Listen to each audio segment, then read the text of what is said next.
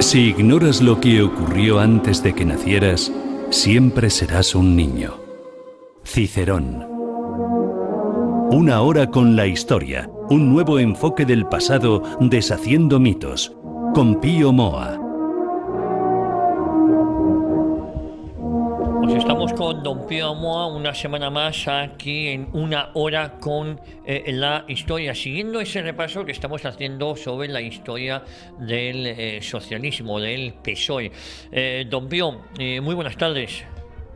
Don Pío, muy buenas tardes. Buenas tardes. Bueno, digo, estamos en esta situación de emergencia, estamos grabándolo a distancia, vía telefónica, cumpliendo la normativa, el confinamiento al que estamos obligados a guardar estos días, ¿verdad? Qué remedio, ¿no? Sí, yo Esperemos creo... que esto cambie. Tengo un pequeño editorial en mi blog. Bueno, yo creo que lo mejor será Sobre esto. que empecemos hablando del editorial, recordar a todos nuestros oyentes, y más en estos días de confinamiento, que parece que hay más tiempo, que el que quiera estar debidamente informado de lo que opina Pío Moa, pues www.piomoa.es. Pues, don Pío, cuéntenos el editorial de hoy. Bueno, pues se titula Ni unidad ni solidaridad. Y más o menos, dice esto. ¿Por qué hay mucha más plaga en Madrid que en las demás regiones? Es difícil decirlo, pero lo más probable es que se deba a las concentraciones, reuniones y a la gran manifestación del Día de la Tierra, o sea, del Día de la Mujer, que estos han transformado en un Día de la Tierra.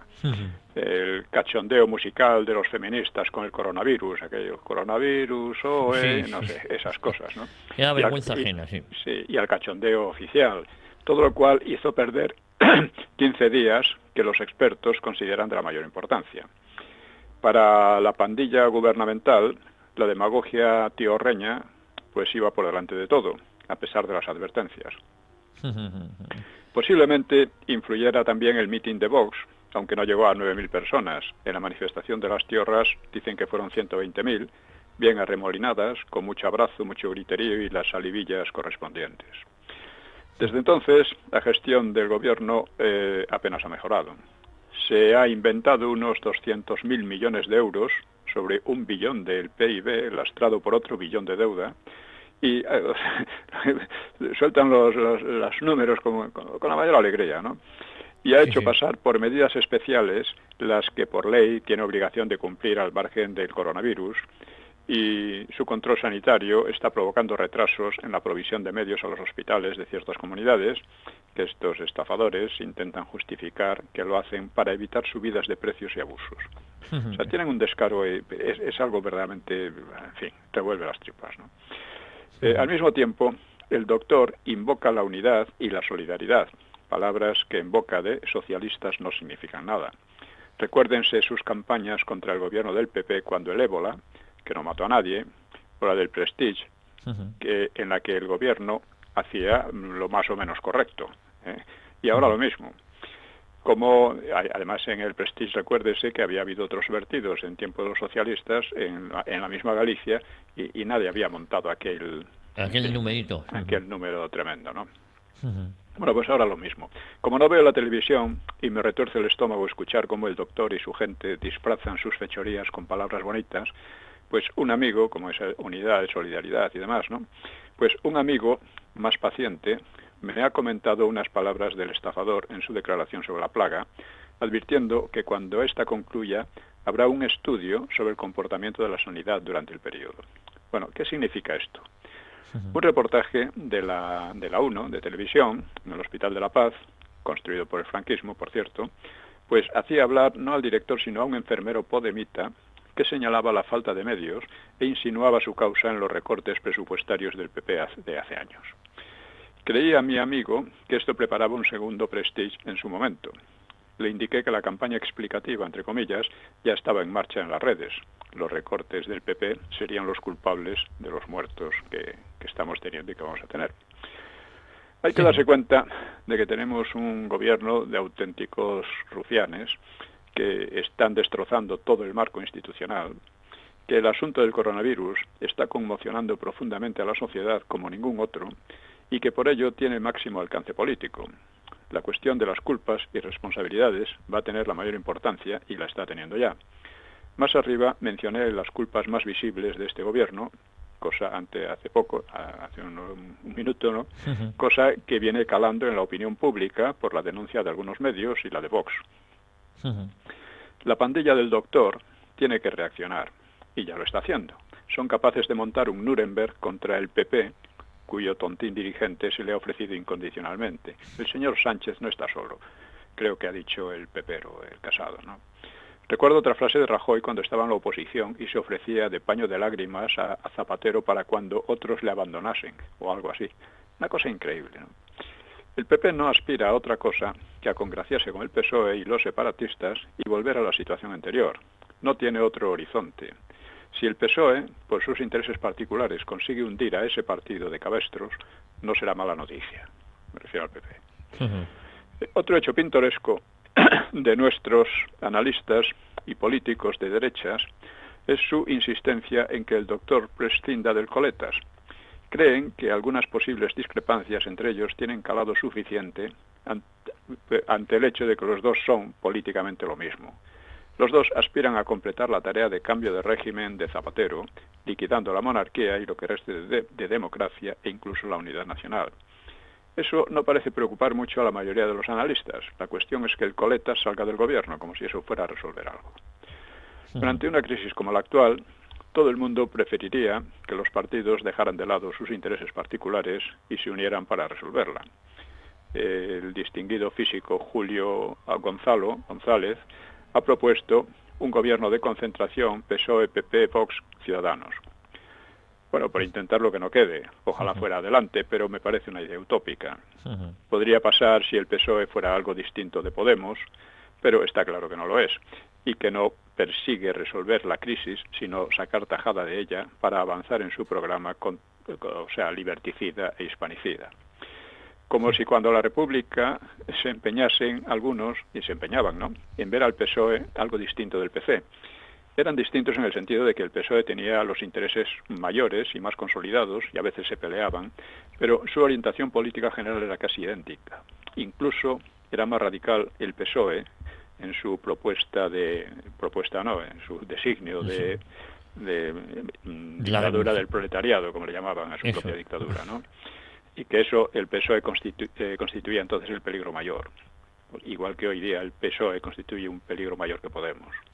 Pero si Podemos está ahí es gracias al PSOE, entre otras cosas.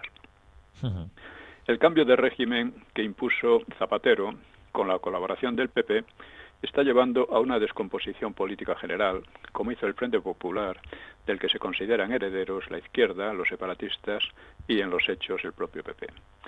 Solo Vox ofrece una esperanza. Si la esperanza se cumplirá o no, es una incógnita, pero de los demás no hay ya nada que esperar. Esto es lo que además estamos viendo cómo los miserables separatistas catalanes están saboteándolo todo, ¿no? O sea, ¿qué unidad puede haber con ellos? El Torra tendría que estar en la cárcel, pero no está en la cárcel porque todos esperan tener algún chanchullo con él, como sea, de la manera que sea, les da igual. Ese es el auténtico problema, que todos están pactando con él y encima se permiten hacer declaraciones a otros medios de comunicación, ¿no? Efectivamente, y además haciendo propaganda en la Unión Europea contra España, en fin. Pero es lo que han hecho siempre. Lo que pasa es que en estas circunstancias es especialmente delictivo, ¿no? Pero claro, como los gobernantes son a su vez unos delincuentes, pues ¿qué les vamos a hacer? Estamos en esta situación, insisto, hay una alternativa que es Vox, no veo ninguna otra, y esperemos que vaya adelante y que sepan actuar en estas circunstancias tan complicadas, ¿no? La verdad es que la situación no es nada fácil y el papelón de Casado diciendo que se presta a colaborar con el gobierno de España, que es el que ha de alguna u otra manera facilitado la expansión del virus, o por lo menos la mala gestión que está realizando, ¿no? Y que le llame el gobierno de España, así con toda esa... Oye, es un gobierno delincuente que se ha impuesto en España de una manera muy, desde luego, no democrática, no por los votos, y que ahí está, en colaboración con los separatistas y con un programa que es el programa de Venezuela, en definitiva, ¿no? Sí. El programa de Venezuela es el programa de lo que llaman el socialismo del siglo XXI. O sea, que les da cierta inspiración para hacer su crítica del capitalismo y historias de estas, ¿no? y que lo que lleva es lo que vemos en Venezuela. Y aquí parece que están dispuestos a hacer lo mismo. Bueno, don Pío, ahora si volvemos ya a la historia, de nuevo, a Sí, una hora con la historia, pues tendremos tiempo. Yo creo que este confinamiento va a ir para largo. Calculo sí, que va para largo, ¿no? si no va a ser una semana ni dos, y Sí. posiblemente 3 o 4 semanas vamos a tener que estar así, ¿no? No, la verdad es que esto puede traer unos costes terroríficos. Yo, francamente, estoy alarmado porque o sea, la economía parece que se está paralizando. Sí, sí. Yo no veo cómo o sea, el coste que va a tener esto a la larga puede ser tremendo. Tremendo, sí. Pero, Pues, en fin, vamos a volver a lo nuestro, porque yo creo que sí, nuestros oyentes van a agradecer que por lo menos una hora a la semana pues tengan ocasión de desconectar y escuchar programas de historia como el que hacemos en este caso, en esta casa. Fracaso socialista en Asturias. Nos habíamos quedado ya sí. en octubre del 34. Habíamos pasado de Cataluña y ahora toca en Asturias, que ahí tuvo cierto éxito, ¿no? Por lo menos un par de semanas. Sí, durante un tiempo. Esto, hay que decir que la necesidad de divulgar la historia criminal del PSOE es fundamental, porque claro, eso le quita toda autoridad moral y política para condenar nada. Ellos son los causantes de la guerra y de las peores amenazas a la democracia y lo han vuelto a ser desde la transición. Bueno, pues tengo que decir también que, o sea, insistir en la petición a nuestros oyentes para que colaboren, ya digo, con 10 euros al mes, 10 euros, o sea, 300 personas que colaborasen con 10 euros al mes garantizarían el programa. Eso es. Y 10 euros a cada uno no le hace prácticamente nada, pero a este programa le hace mucho, o sea que lo agradecemos enormemente. Y en fin, que vamos al tema que nos ocupa, ¿no? Pero sí. pedir esa ayuda por parte de los oyentes para que en el número de cuenta figure en nuestro canal de YouTube de una hora con la historia, y los iVoox, y también en www.piomoa.es, ¿no? La manera de colaborar con el programa. Bueno, fracaso socialista en Asturias. Vamos a ver, habíamos visto que toda la insurrección había empezado el día 4 de octubre, había fracasado muy pronto en Madrid, un poco más tarde en Barcelona, y que eran puntos muy importantes, fundamentales, mientras que en Asturias quienes estaban a la ofensiva eran los socialistas, ¿no? Y al día 9, pues todavía conseguían éxitos importantes, ¿no? Sin embargo, a pesar de esos éxitos, ya el propio día 9 traía signos de desastre para la rebelión, ¿no? Al amanecer, López Ochoa, pues mandó un mensaje realmente muy extraño al jefe de los revoltosos. Dice: requiera usted, para que en el plazo improrrogable de 2 horas se retire y disuelva, abandonando las armas, en la inteligencia de que, de no ser así, serán fusilados inmediatamente los 24 prisioneros rebeldes que se encuentran en mi poder, y a continuación les atacaré a ustedes, fusilando en el acto a cuantos sean apresados haciendo resistencia. Este López, que era masón y que podía haber estado en el bando de los insurrectos, en cambio, pues actuaba así. Sí. Él no llegó a cumplir la amenaza, porque durante la noche sus enemigos se habían dado la fuga y él se pudo apoderar fácilmente de Avilés. También en Gijón retrocedían en Gijón estaban sobre todo los anarquistas, ¿no? Según Solano Palacio, que era anarquista, eran 300 combatientes con armas solo para la mitad. Habían pedido con insistencia apoyo al comité regional, pero como el comité estaba dominado por los socialistas, pues no tenía mucho interés en ayudarles, ¿no? Según otro testigo, Canel, llamado Canel, es un seudónimo, los socialistas consideran suicida entregar elementos de lucha a los anarquistas porque en Gijón carecían de todo control. El control no existía en ningún lado, ¿no? Y aparecían otros síntomas de descomposición. Dice uno: las prostitutas, los rateros, los mendigos, toda la gente de vida equívoca y que constituye la escoria de la sociedad, se vuelca en pos de los revolucionarios al asalto de los establecimientos. Por la noche se ofrecen con insistencia a montar guardia con el fin de robar. Esto en Oviedo, ¿no? Los comités redactaron bandos disponiendo el cese radical de todo acto de pillaje, previniendo que todo individuo que sea cogido en un acto de esa naturaleza será pasado por las armas.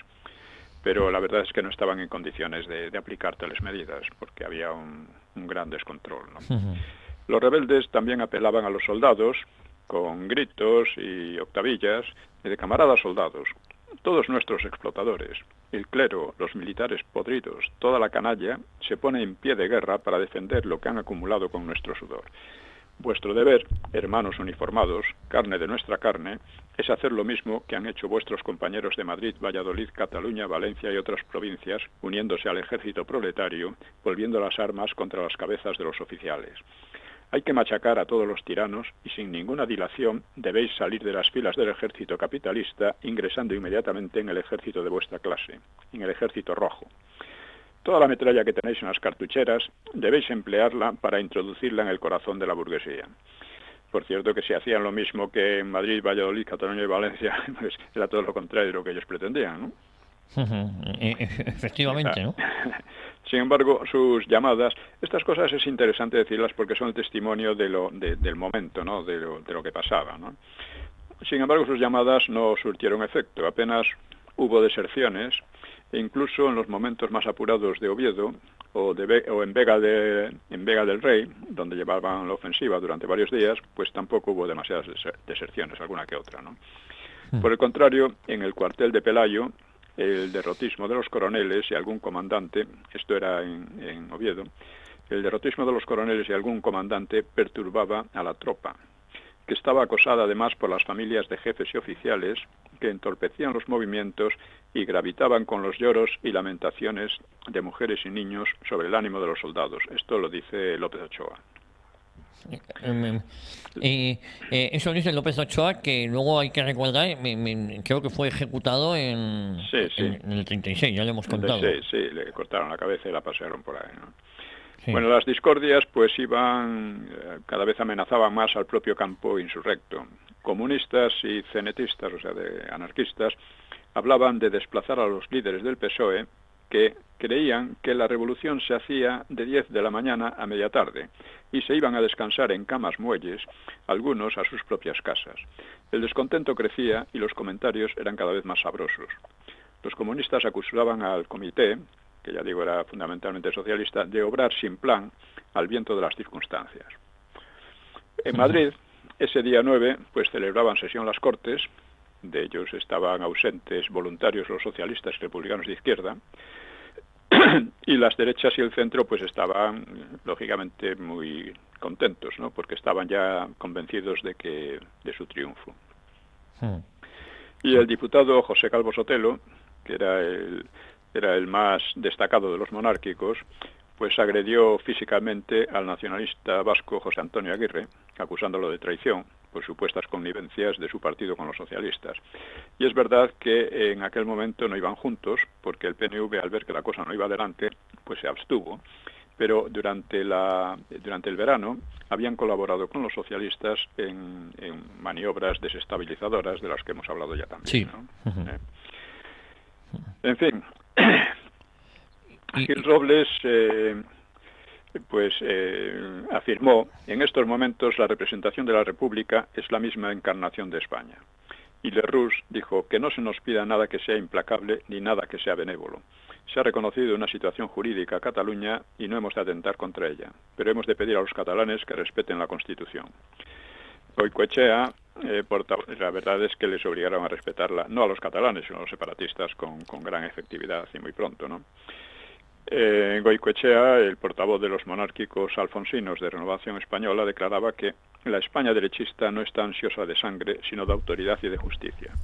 Y José Antonio, primo de Rivera, pues observaba: llevamos una serie de lustros escuchando enseñanzas y propagandas derrotistas y habíamos llegado a perder la fe en nosotros mismos. Nos habíamos acostumbrado a una vida mediocre, chabacana, y era hora de que se viese cómo España se levantaba en cuanto un gobierno hablase con voz española frente a un peligro nacional. Ventosa, de la Lliga Catalanista, que no era separatista, o sea, la Lliga colaboraría luego con Franco, pues advertía la presencia, y aún diría presidencia, de muchos elementos políticos españoles no catalanes en la subversión de aquellas provincias. Y así era. Azaña y otros muchos habían estado apoyando las maniobras de Companys durante el verano para acabar con el gobierno, y que en definitiva era acabar con la República, porque era un gobierno completamente legal y legítimo, ¿no? Bueno, pues esto es lo que estaba pasando en aquellos momentos, y vamos a ver cómo lo que ocurría en Oviedo a continuación, ¿no? Porque hay que pasar efectivamente de lo que estaba pasando en Cataluña y en Madrid a esto. Y ahora, en cambio, en Asturias es verdad que hubo más problemas, ¿no? En Asturias no solo hubo mucho más problemas, sino que durante unos días, incluso durante más de una semana, pareció que iban a ganar, ¿no? Bueno, en los primeros momentos los rebeldes creyeron tener de su lado a los aviadores. Al comenzar el alzamiento, el aeródromo de León corrió peligro de caer en manos de los rebeldes, y eso hubiera cambiado el panorama de la lucha. Pero la intentona quedó frustrada por la reacción de los oficiales gubernamentales, ¿no? Tras 2 días de pasividad, la aviación se empleó a fondo contra los insurrectos en Asturias. Dice, tenía poca eficacia material, porque los sistemas de bombardeo de la época no tenían precisión, y ocurría, dice, que las bombas caen ahora sobre los prados, no causando por tanto víctimas. Un relator anarquista cuenta, la aviación lanza cientos de bombas sobre la ciudad que explotan por todas partes sin que esto asuste a nadie. Las mujeres se pasean tranquilamente por las calles como si nada aconteciese. Suena duro de creer, y en general no ocurrió así, desde luego, pero a veces sí. Durante la guerra, en noviembre del 36, hubo bombardeos bastante indiscriminados durante unas semanas en Madrid, causaron muy pocas víctimas, y la gente, claro, fue necesario publicar un bando en la prensa diciendo que era necesario, cuando aparecían aviones, refugiarse y dejarse de quedarse en la calle viendo cómo evolucionaban en el cielo, ¿no? Porque eso podía causar víctimas, y efectivamente causaba víctimas. Pero esto es un indicio de la poca precisión de los bombardeos y de lo poco que en principio asustaban, ¿no? Más tarde sí asustaron más. Un comunista, Carlos Vega, miembro del Comité Local de Oviedo, destaca en un informe cómo los aviones, dice, sembraban el pánico y la desmoralización de aquellos millares de combatientes que sin descanso y apenas y mal alimentados sostenían el fuego. O sea, cada uno dice una cosa. A juicio de Grossi, que era del POM, trotskista, vamos a decir, el arma aérea, a la que achaca una mortandad desmesurada, dicen más de 600 víctimas solo en Gijón, no hubo ni remotamente eso, ¿no? Dice, ha sido la que más ha introducido el pánico y la desmoralización en los medios revolucionarios, incapaces de luchar eficazmente contra ella. Sin su terrible intervención, la lucha se habría prolongado por un tiempo más. Bueno, es posible. En total hubo 400 vuelos, se descargaron 2.400 bombas, pequeñas, por cierto. Los insurrectos disparaban contra los aviones con fusiles, pero casi sin efecto. Solo lograron derribar un aparato, aunque hirieron de gravedad a varios pilotos. Y para eludir los ataques aéreos, las columnas rebeldes marchaban a los puntos de fuego y efectuaban sus relevos pues durante la noche, aprovechaban la noche, ¿no? Los trenes que transportaban proyectiles desde Trubia vigilaban el aire para esconderse en los túneles al divisar los aviones, ¿no? Los aviones. Sí. Contra lo que llamaban las atrocidades de la aviación, los rebeldes también radiaron protestas e intentaron cursar telegramas al gobierno, a la Sociedad de Naciones y a la Liga de los Derechos del Hombre, pero ellos mismos habían cortado las líneas telegráficas y estaban aislados.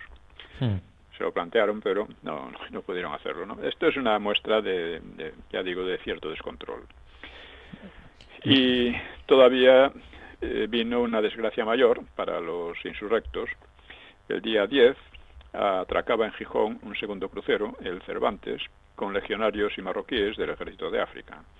Estos soldados pues tenían fama de más acometivos y más disciplinados y mejor entrenados, ¿no? que los demás, ¿no? Que los demás, sí. Más preparados además. Claro, sí.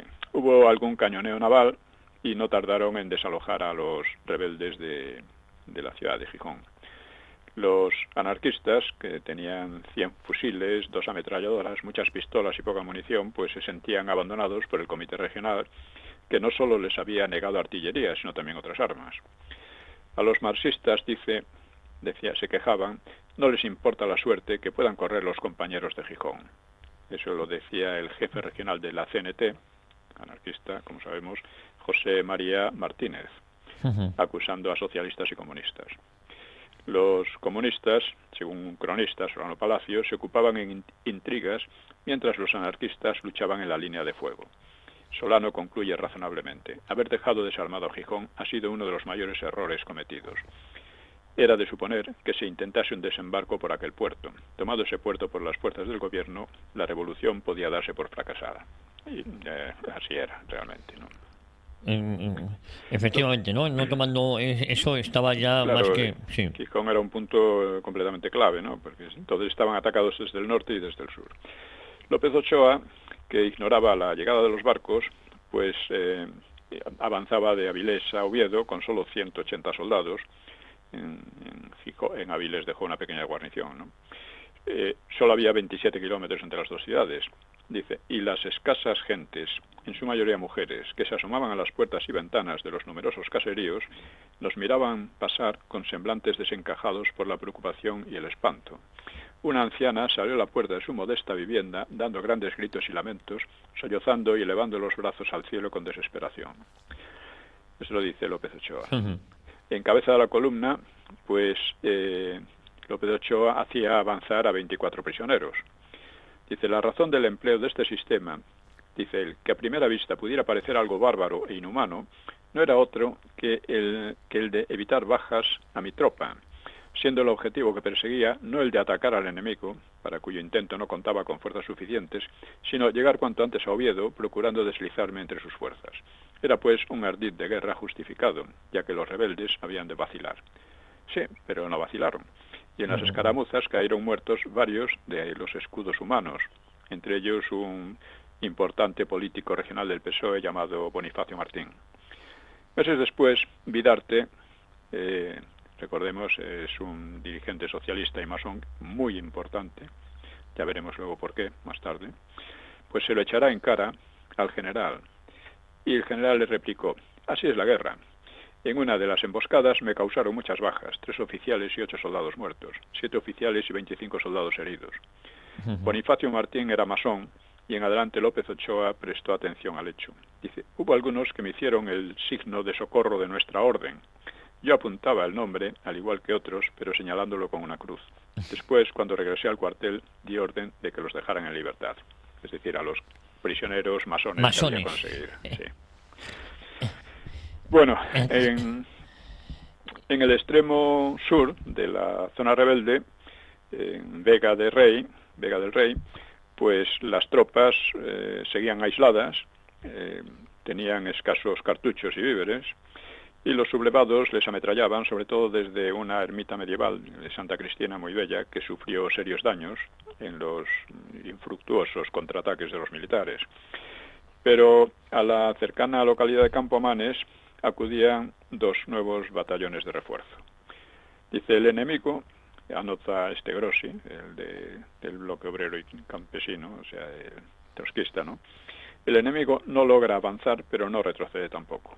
Según él, ese día 10, estamos en el día 10, los rebeldes planearon envolver y aplastar a las tropas de Campomanes y Vega del Rey, pero desistieron. Y dice él, ¿por qué? La razón es muy sencilla. Los dirigentes de la insurrección asturiana sabemos que el movimiento ha sido sofocado en toda España, así que decidimos mantenernos a la defensiva con la esperanza de que el resto reaccione nuevamente ante nuestro ejemplo. Pero el ejemplo, pues la verdad es que no cundió, por lo que pensaron en organizar la paz y esperar una mejor ocasión, una ocasión que no puede estar muy lejana para el triunfo de la revolución socialista. Organizar la paz significaba, pues, en fin, lo que ya habían previsto, ¿no? Decir que había sido una cosa espontánea y sin mayor importancia y mantener la tensión hasta que llegara otra ocasión favorable, ¿no? Llega un momento más propicio, a lo mejor. Sí. Publicaban constantemente manifiestos y noticiarios. Claro, el suministro de víveres en los pueblos se mantenía razonablemente. Dice, el Comité de Abastos de Mieres funciona de forma perfecta. ha editado un carnet especial que ha sido distribuido a cada ciudadano cabeza de familia. En él se consigna la cantidad de alimentos que corresponde a cada uno diariamente. Eso dicen. En los hospitales sigue asistiéndose por igual a los heridos revolucionarios y a los de la fuerza pública. Esto es dudoso, ¿no? Pero escaseaba la munición, tanto de cañón como de fusil. Y la lucha proseguía. En medio había un tiempo de llovizna persistente, ¿no? Que además eso contribuye a desmoralizar a la gente, ¿no? Los defensores, el día 10, pues los defensores de Oviedo tuvieron su peor jornada. Me refiero a los defensores gubernamentales. Sí, sí. Sí, apenas retenían 4 reductos: la cárcel, la catedral y los cuarteles de Santa Clara y Pelayo. En los 3 primeros, cárcel, catedral y Santa Clara, pues núcleos de unas decenas de hombres resistían prácticamente aislados y con penuria de provisiones y de balas. La catedral sufría un frecuente cañoneo que causaba destrozos en sus fachadas góticas y en la torre. El cuartel de Pelayo, en cambio, aunque estaba escaso de agua y comida, disponía de mucha munición y más de 900 soldados y guardias que se alojaban allí. Su principal problema era, como ya lo dijimos, que la moral de los mandos superiores era muy floja, por decirlo de algún modo, ¿no? Los rebeldes lo atacaban sin tregua. Dice: desde el Naranco se hace nutrido fuego de cañón contra el cuartel. A pesar de la falta de espoletas, la mayoría de los muros del edificio quedan destrozados, con más de 200 impactos. Pues la toma de esa fortaleza enemiga representaría un gran triunfo para nuestra causa, por la gran cantidad de municiones que hay depositadas allí. En fin, alguno de estos asaltos fue neutralizado por la aviación. Alguno de estos, efectivamente. Los revolucionarios, pues, se daban cuenta de que el cuartel estaba en una situación muy angustiosa. Estaba bien sitiado, se tenía casi la certeza de que carecían de víveres y de agua, y se notaban síntomas de agotamiento. El día 10 y el siguiente, los jefes de Pelayo, del cuartel, tuvieron reuniones que han trascendido entre la oficialidad, que no se siente mandada ni dirigida, y en ellas se ha hablado de rendición. Ello, si llegan a rendirse, habría desmoronado la defensa de Oviedo y habría dado mucho brío a la insurrección, ¿no? Eso es. Dice: si hubiese podido derrotar con facilidad a la columna de López Ochoa, y entonces que avanzara el tercio y los regulares, estaríamos en condiciones de hacerles frente y mantener el poder de los obreros y campesinos unas semanas más. Eso decía el comunista llamado Carlos Vega. Confiábamos en poder establecer el contacto con las zonas revolucionarias más inmediatas de León, Santander y Palencia, y con el ensanchamiento del territorio soviético, llegar a despertar la conciencia de todas las masas trabajadoras de España y hundir el régimen capitalista en todo el país. Eso dice. Pero el día anterior los socialistas ya habían hablado de que había que pensar en la posible derrota y cómo podíamos efectuar la retirada. Cada uno estaba pensando en su estrategia y salvarse ellos, ¿no? Sí. En Francia es importante el enorme apoyo exterior que tuvieron, ¿no? Y quedó además como una especie de leyenda, como diríamos, de hecho épico para las izquierdas europeas, ¿no? Europeas y no solo europeas, ¿no? Toda aquella insurrección.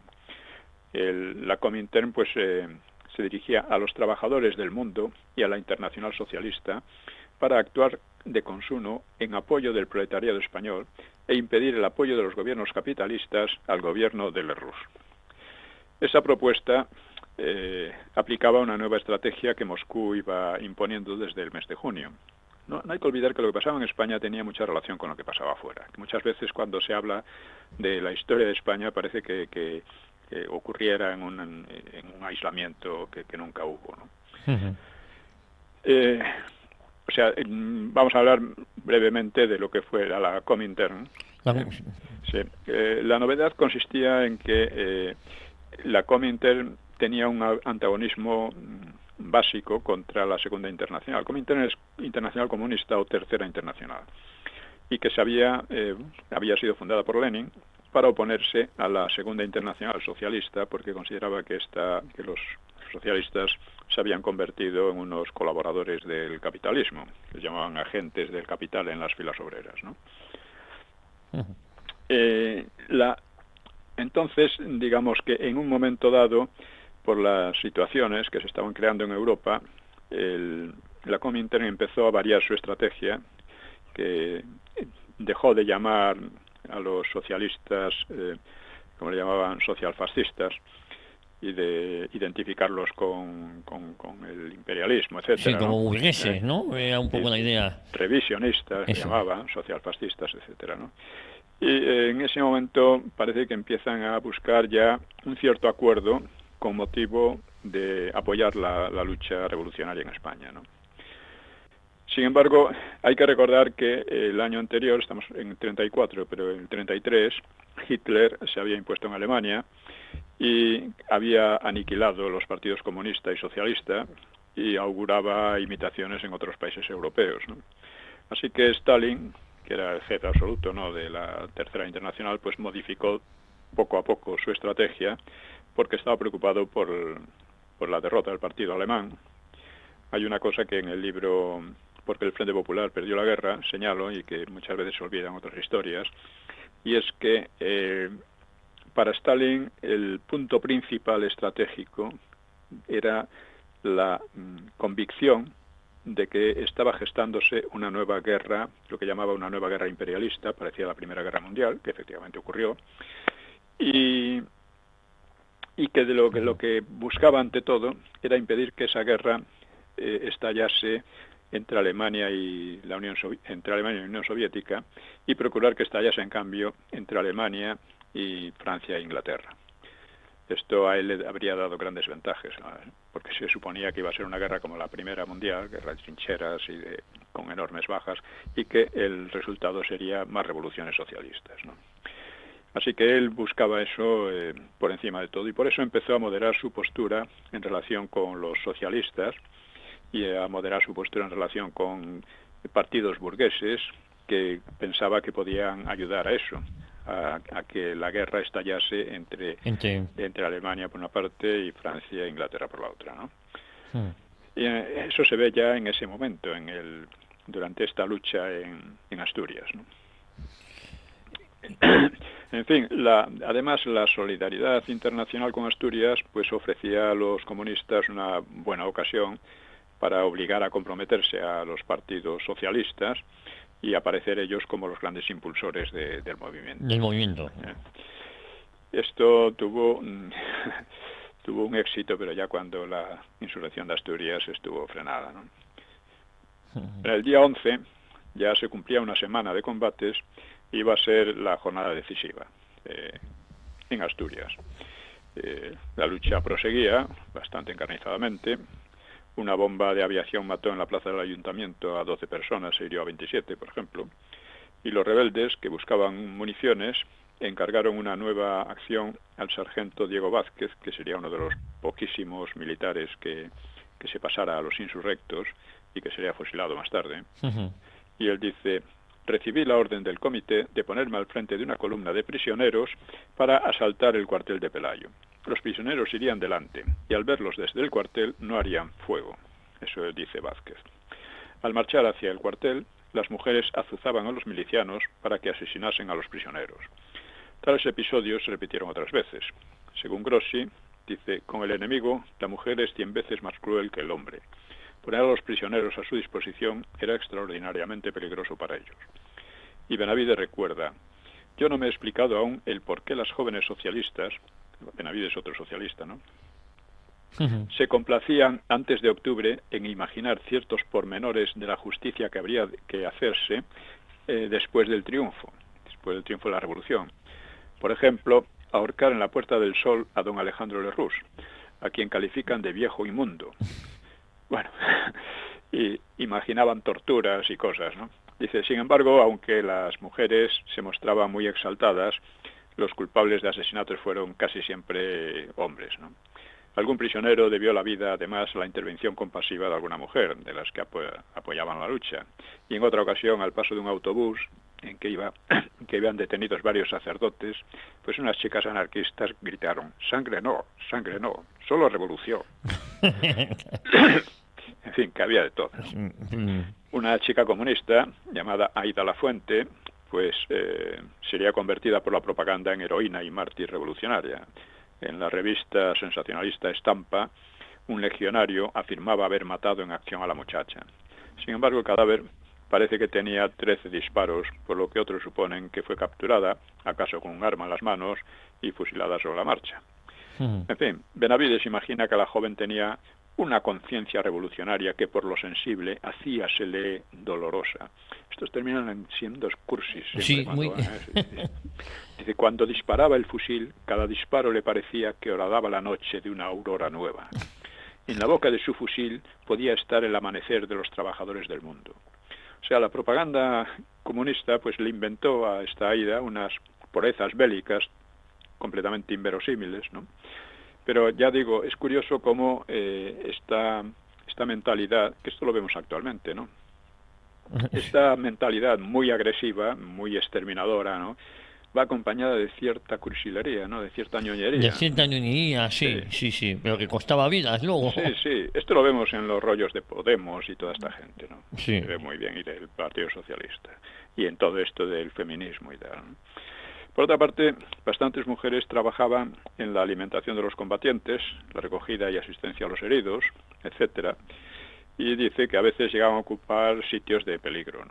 En el propio campo de batalla animan sin cesar a los trabajadores, esto lo cuenta Grossi. Aurelio de Llano, otro testigo, ¿no?, menciona a las muchachas que con los brazos al aire, falda corta, cinturón de cuero, del cual pendían una o dos pistolas, iban a llevar la comida a los que luchaban. Sí. Son relatos así un poco literarios, ¿no? El sargento Vázquez y sus hombres avanzaban sobre el cuartel cuando los sitiados contraatacaron de pronto y los desbarataron. 2 guardias prisioneros, pues que cayeron utilizados como parapeto por los insurrectos, pues cayeron en la refriega, ¿no? Ese mismo día, la catedral sufrió un ataque desesperado. Los insurrectos lograron acercarse a una fachada lateral, a la que adosaron una gran carga de dinamita, con lo que esperaban volar buena parte del edificio. La explosión destruyó estatuas y vidrieras y redujo a escombros la capilla llamada Cámara Santa, que es una de las obras maestras del arte románico europeo, y que algunos especialistas la comparaban incluso ventajosamente con el pórtico de la Gloria de Santiago, ¿no?, otra de las cumbres del románico. Todo eso fue reconstruido luego, claro.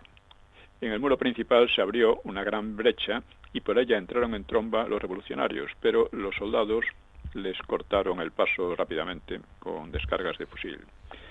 Bueno, estos reveses, lógicamente, pues desalentaban a los revolucionarios, pese a que sus jefes persistían en difundir noticias de fantásticas victorias en todo el país. Los aviones, en cambio, soltaban proclamas y periódicos para persuadir a los milicianos de que estaban aislados, y la radio daba informaciones que, claro, no eran indeseables para ellos, ¿no? Y esto les hacía sospechar, lo que más les hacía sospechar a los milicianos, ¿no?, eran los programas musicales y las noticias de deportes y espectáculos, porque indicaban la normalidad en el resto de España. El Comité de Mieres dice... el Comité de Mieres trata de neutralizar la acción perturbadora de las informaciones gubernamentales, pero entre nosotros existen elementos perturbadores que se convierten inconscientemente en cómplices de la contrarrevolución. Algunos de estos elementos tienen que ser encarcelados. Pese a todos los esfuerzos, los llamamientos que se dirigen a los trabajadores ya dan escaso resultado. Es preciso ir a buscarlos personalmente según pasan por la carretera. Y en el Frente Sur, por Campomanes y Vega del Rey, pues los militares conseguían romper el cepo en que habían caído, ¿no? Y además estaban recibiendo más y más refuerzos, ¿no? Y el cerco de Oviedo también fue perforado el día 11 por la columna de López Ochoa, que era una columna muy pequeñita, ¿no? Era pequeña pero bastante audaz. Y la enconada resistencia le obligó al general a traer 2 compañías de Avilés, lo que habían dejado allí de guarnición. Habían dejado de guarnición allí en Avilés.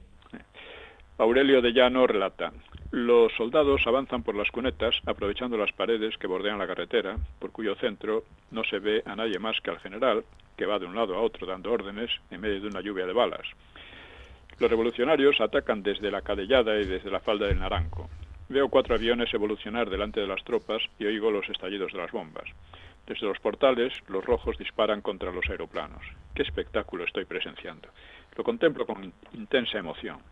Las llamas de los incendios enrojecen el cielo. Las mujeres salen de las casas y huyen despavoridas con sus hijos en brazos. Y el populacho se acerca a los comercios gritando ¡al asalto, al asalto! Los dinamitazos resuenan en las calles. Los aviones bailan una danza macabra.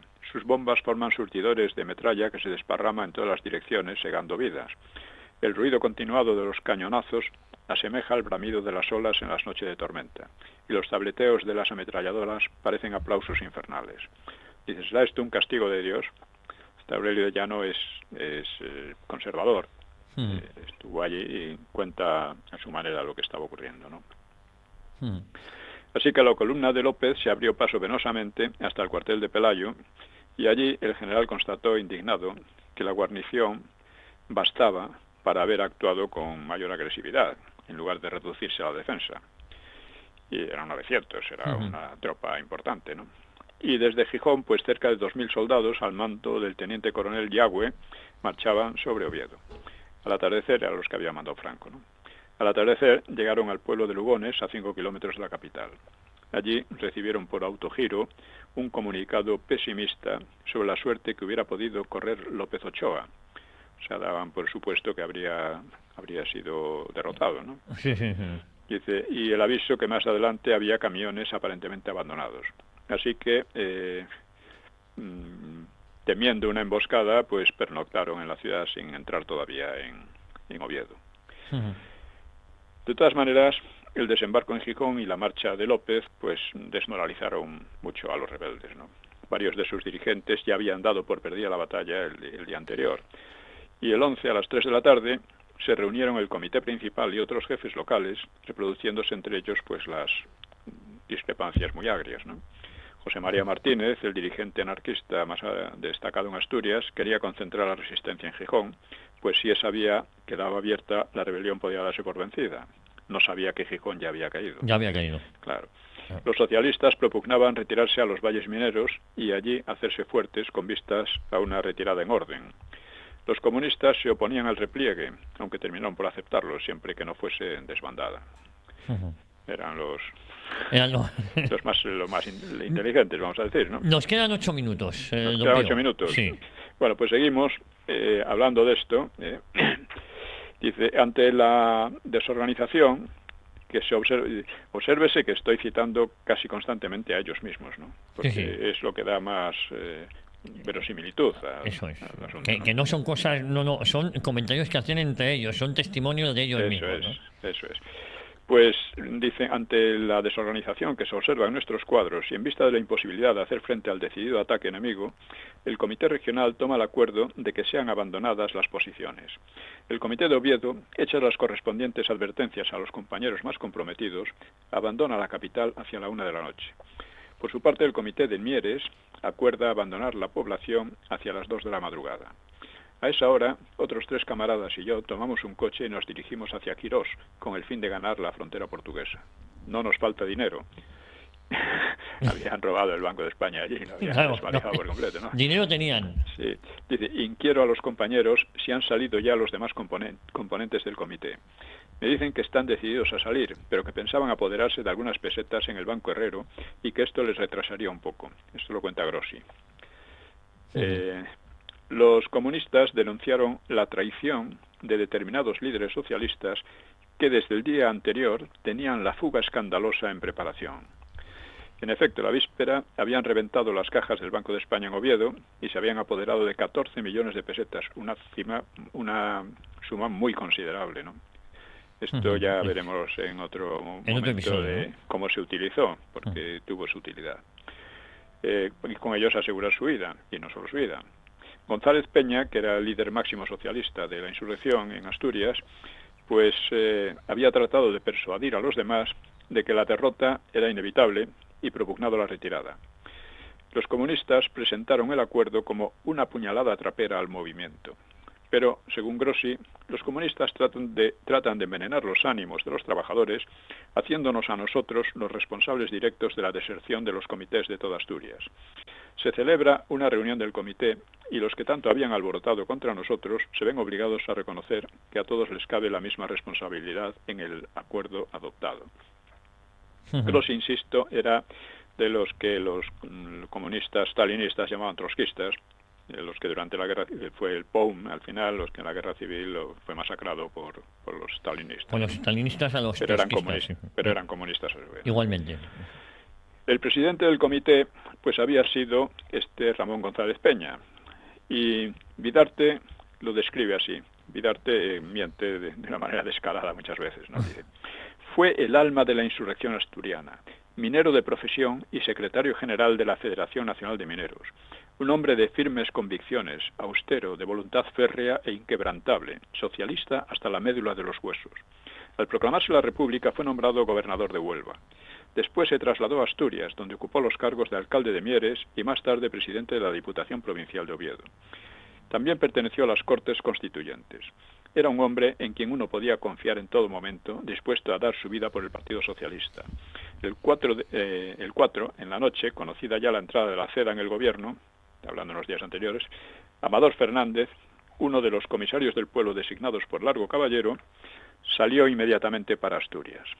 Él, González Peña y Graciano Antuña trazaron el plan de la insurrección en la Casa del Pueblo de Mieres. Sin embargo, González, a quien pinta así con estos colores heroicos, pues no solo había vacilado en varios momentos de la lucha, y además sus órdenes no siempre eran obedecidas, porque da la impresión de que era el líder absoluto, ¿no? Sino que, como veremos, sería acusado de traición por los suyos, y ya veremos después lo que le ocurrió, ¿no? Bueno, las últimas discusiones del comité cobraron una especial acritud las disputas entre el anarcosindicalista José María Martínez, los socialistas y los comunistas, cada uno por su lado, ¿no? Parece que Martínez salió para Gijón con el fin de reorganizar la resistencia y se encontró con que ya no había nada que hacer. Al día siguiente apareció en Langreo su cadáver con un balazo en el pecho. Se sospechó que había sido asesinado por los comunistas y hubo sospechas también de los socialistas, quienes se apresuraron a ocultar sus previas discrepancias con Martínez. Otros creen posible un accidente. Es decir, como ocurriría más tarde con Durruti, que nadie sabe. Pero le mató, ¿no? Él recibió un disparo y seguramente no se lo dio él mismo, ¿no? No, por la espalda además, ¿no? Sí. Debió de ser por esos días cuando los conspiradores monárquicos trataron de dar un golpe a su vez. Se trataba de recoger al general Sanjurjo en Portugal, trasladándolo en avión a las proximidades de Oviedo. Allí, de acuerdo con el teniente coronel Yagüe, jefe de la columna de operaciones, utilizaría esta como núcleo inicial de partida para la toma del poder, sí, aprovechando el estado de guerra y la momentánea derrota y desmoralización de las fuerzas izquierdistas en toda España. Eso lo informa José Antonio Ansaldo, uno de los comprometidos, y la ocasión les parecía excelente, pero Franco se opuso. Fue el primero de los 3 golpes que Franco evitaría. A juicio de Ansaldo, por esa trayectoria de desaprovechamiento de oportunidades, fuimos conducidos al capítulo final de la tragedia. Ansaldo era bastante loco. En fin, había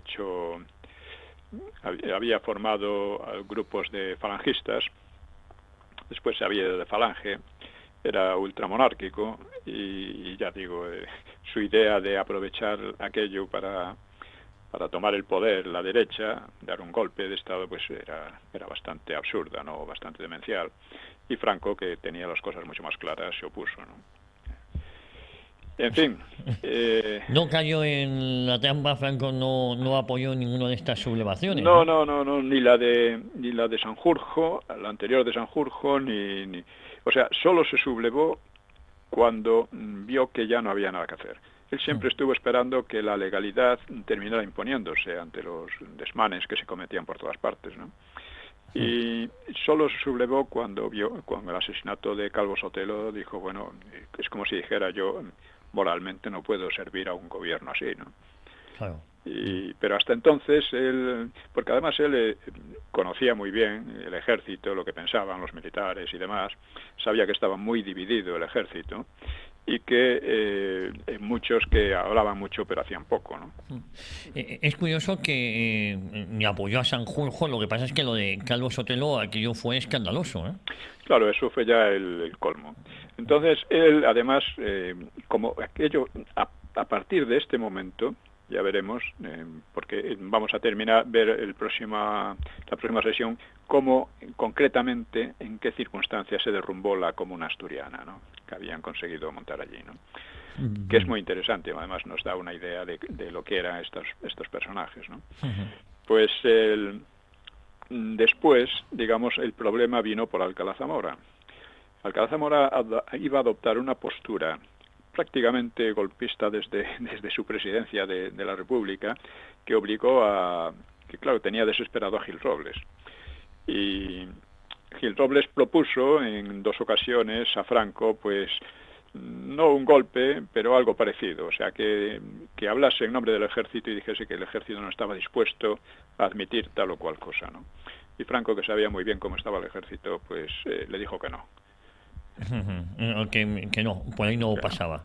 Es decir, Franco se puede decir que fue el único militar o político leal a la República. Esto puede resultar asombroso, pero es así. O sea, todos los Azaña, Largo Caballero, los dirigentes socialistas en general, los separatistas, parte de la derecha, o sea, Gil Robles defendió la legalidad, pero como un mal menor. Claro. Etcétera, ¿no?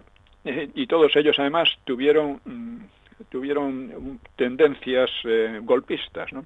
El único que no las tuvo hasta el final fue Franco. Esto es asombroso. Y la versión que tiene la gente es totalmente la contraria. Sí. Todos los políticos de la República traicionaron a la República, estuvieron pensando en golpes de Estado y los propiciaron incluso. Y eso, ya digo, es los socialistas, los anarquistas, los republicanos de izquierda, Azaña el primero, ¿no? Todos ellos estuvieron conspirando contra la legalidad republicana que ellos mismos habían impuesto. Que ellos mismos habían impuesto, efectivamente. Porque recordemos que la Constitución no fue confirmada por un referéndum popular, en absoluto. Se hizo en las Cortes y se acabó. Y incluso cuando se dijo, bueno, una vez hecha la Constitución, pues vamos a hacer nuevas elecciones de acuerdo con la ley. Que va, Largo Caballero dijo que ni hablar, que eso era la guerra civil. Como ellos tenían una gran mayoría entonces, sí, pues pensaban que no les podían desalojar de ninguna de las maneras. Pero en ese momento, cuando se aprueba la Constitución, ya la popularidad de la República había perdido muchísimo, porque había habido insurrecciones anarquistas, había habido pues crímenes de todo tipo, había habido la quema de conventos, etcétera, ¿no? Es decir, que la República llegó en medio de una explosión muy amplia de entusiasmo, por una parte, y de aceptación de mala gana por el resto, ¿no?, por los monárquicos. Así llegó. Pero en menos de un año habían ocurrido tal cantidad de disturbios y problemas que unas nuevas elecciones era muy posible que no le dieran la victoria a los republicanos de izquierda y a los socialistas, ¿no? Y por eso, cuando se aprueba la Constitución, en lugar de hacer nuevas elecciones, dicen que de ninguna de las maneras sigue el mismo gobierno y sigue la misma gente, ¿eh? Sigue ellos, la izquierda y los socialistas en el poder, ¿no? Pues, don Pío, lo dejamos aquí, la próxima semana continuamos. Como siempre es un placer escucharle, recomendar a nuestros oyentes que apoyen el programa, también que entren en su blog, www.piomoa.es, y nosotros a llevar esto de la mejor manera posible. Y que difundan el programa y que lo llevemos de la mejor manera posible. De la mejor manera posible. Un abrazo muy fuerte, don Pío. Un abrazo a todos. Hasta la próxima semana. Adiós.